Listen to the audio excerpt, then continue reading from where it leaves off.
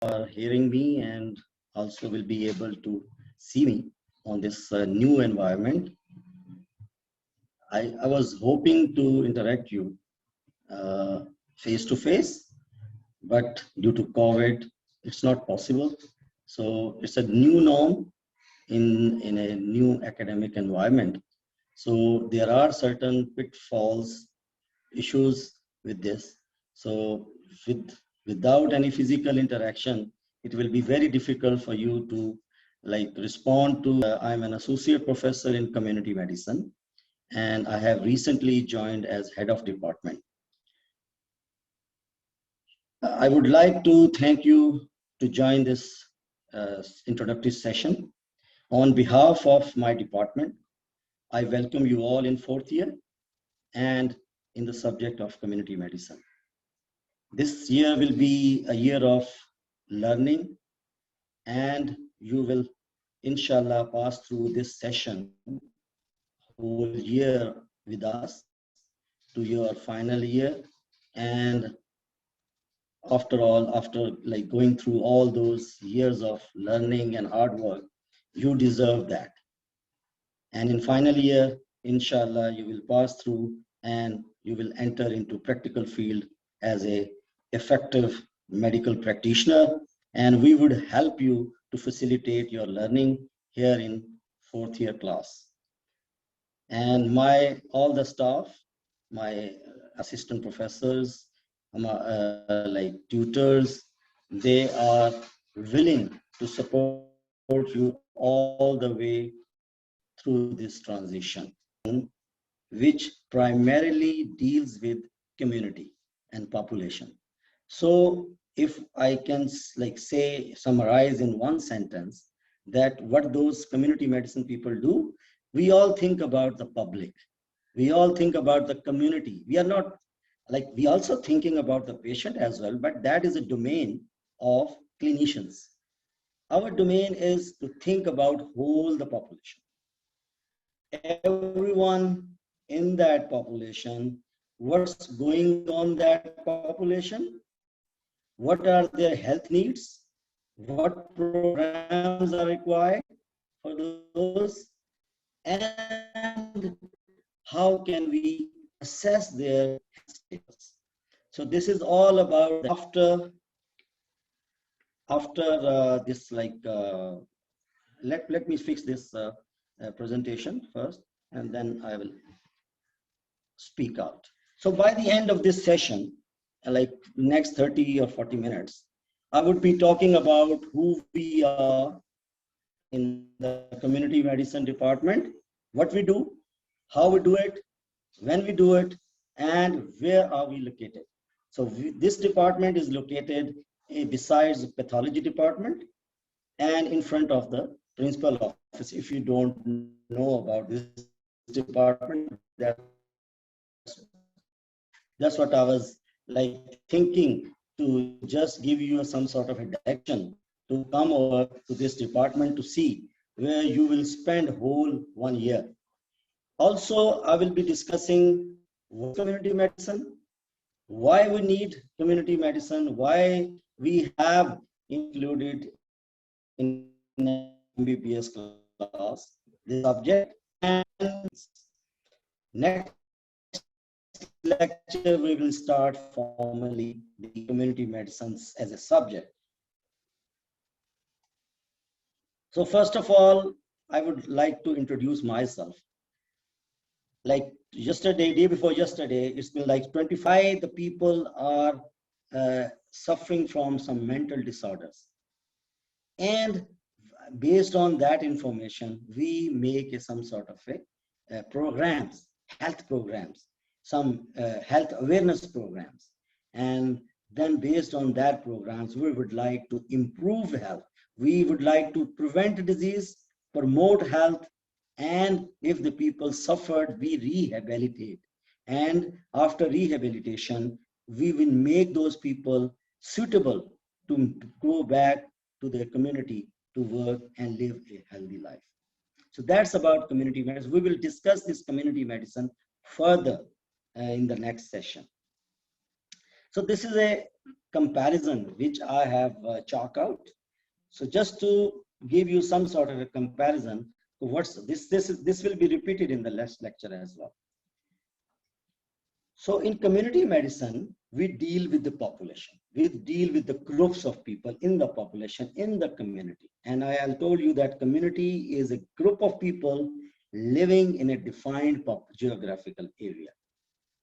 And our unit of study is population. We deal with the population. We are interested in individual cases, but our philosophy, our mindset is think on the broader sense to what's happening in the population. Whereas in the clinical medicine, what you have been doing for the last 3 years and you will be doing next many years to come, your focus will be on sick patients. You just deal with the individual patient. If I've been sitting in the outdoor, I will be not thinking about that individual patient.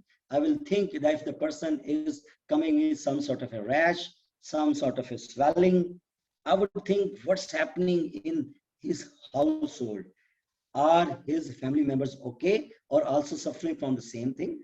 Is that the neighborhood areas is something like virus or bacteria is just spreading into that area? So I was thinking in that sense, not with the individual patient. That's a domain, that's an area of work with the clinical medicine. And that's what we see all those clinicians are thinking of. But in community, I would emphasize, we would deal with the population. We deal with the sick and healthy people as well. The people may be healthy today, but after a few days, they may become sick. So our job is to early identify their sickness so that we can do some sort of a remedial measure. But in case of clinical physician, he deals or she deals with the sick people. He takes history. What happens to you? When symptoms appear? He do some sort of a clinical examination, and based on that clinical examination, he develop a diagnosis so that he can just prescribe some medicine or some procedure to treat that kind of sickness. But in our case, we do some sort of a surveys.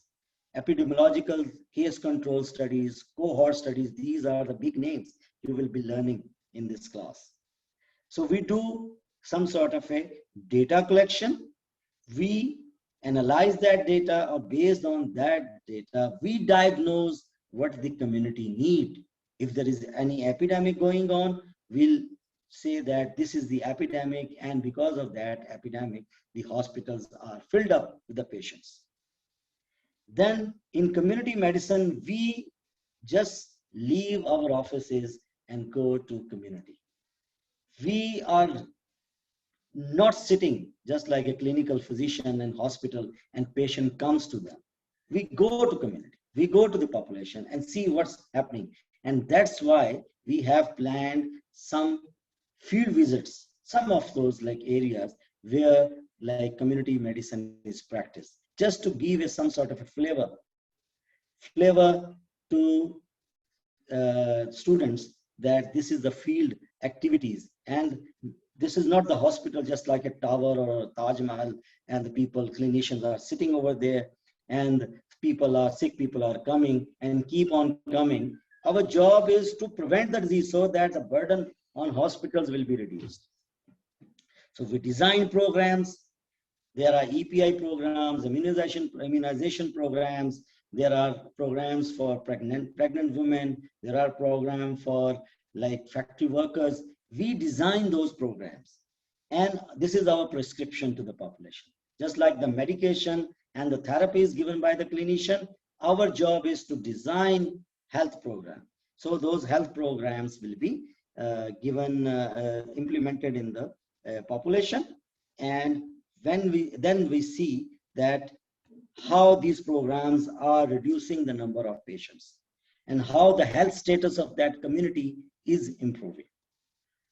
So when that is required, we do health program evaluations, and to see how effective and how efficient our programs has been, If the sickness is reduced in the community, in the population, that means we are successful. That means our patients, so-called patients, they are improving.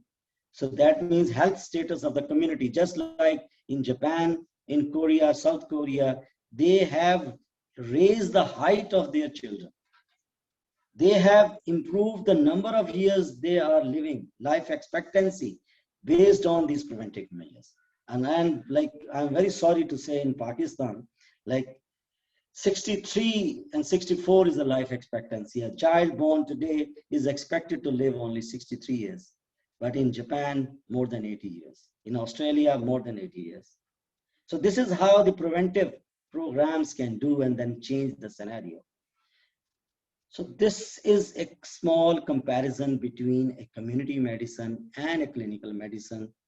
And these, when we think, and if I would be able to sensitize you guys that in community medicine, we have to think broad at the population level and not thinking about the single patients are important for us, because that provides us a clue to dig more into the population.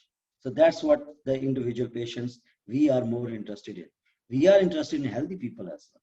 So this is a small comparison, and we build on this in the next session.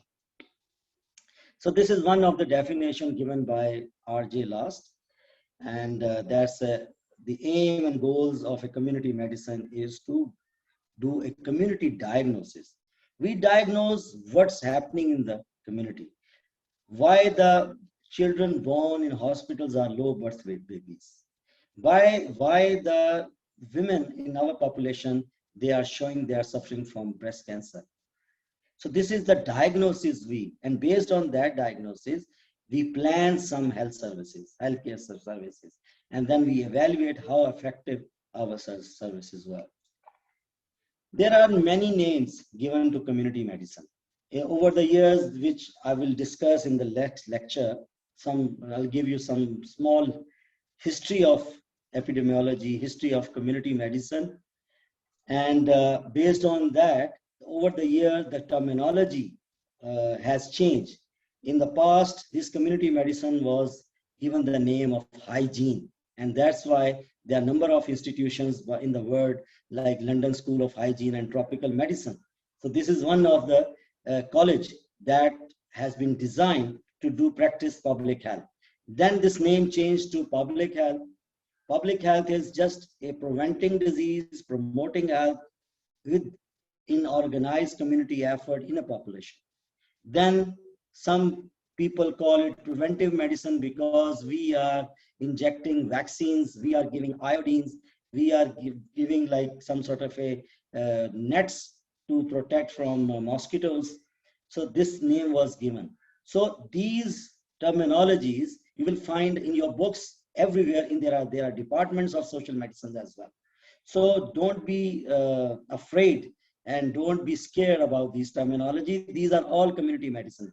Community medicine is a new term which has been devised in medical field. The aim of all those fields is preventing disease, promoting health, and longevity in population. This is the aim. All these things are. But if you say that hygiene is an art of healing people.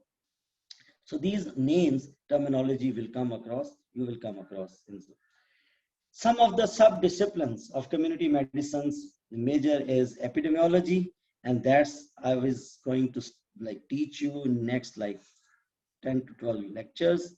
And this is the main basic science, just like a community medicine is a basic science of all the medical field. This is the basic science of community medicine. Epidemiology, biostatistics, about the environment, about the occupations, how programs are run and managed, about the population, women health. All these are the topics which you will be separately studying, and we will teach you these topics. These are the sub-disciplines and specialty of community medicine. Thank you very much and for your time, and I hope you will enjoy your